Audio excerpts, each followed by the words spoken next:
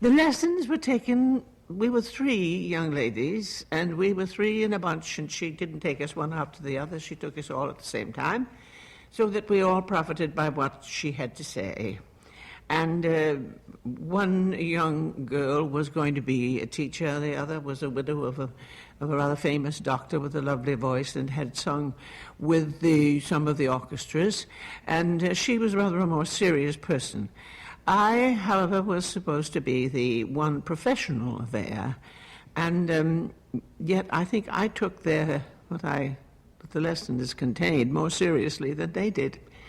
Because I not only learned singing, not so much singing from her, though I wish I could have learned how she made those beautiful sounds, but I learned from her acting. I think I never got anything from anybody in this world to such an extent as I got from her. And I can give you an instance, for instance. An instance, for instance, is a little silly to say, but anyway, an instance. We were working one morning, and the first girl to sing was beginning with the garden scene from Faust, which begins, Je voudrais bien savoir quel était ce jeune homme. I wish I knew who that nice young man was that spoke to me.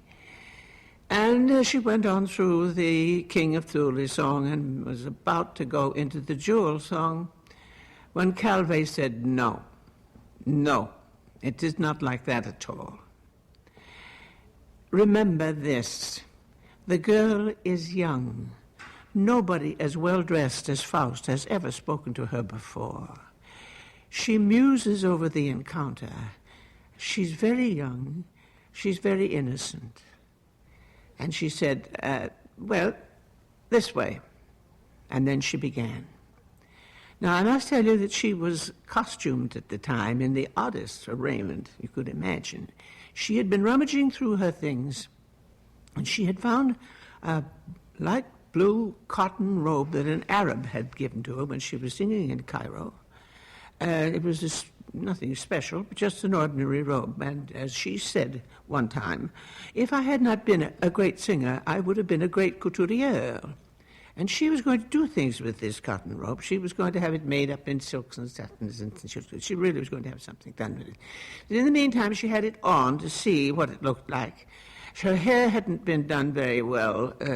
It looked much as the young girls you see roaming around the streets today, now all stringy and black. For at 65, she didn't have 5 gray hairs in her head. My saying only 5 gray hairs put me off that story, yes. That hair had a sheen to it. And you know how that happened? She told me, she was really an extraordinary person. She told me that an Eskimo woman had told her that it was bad for the hair to wash it more than twice a year. So she didn't wash her beautiful black hair more than twice a year. She brushed it carefully, but it always had a sheen.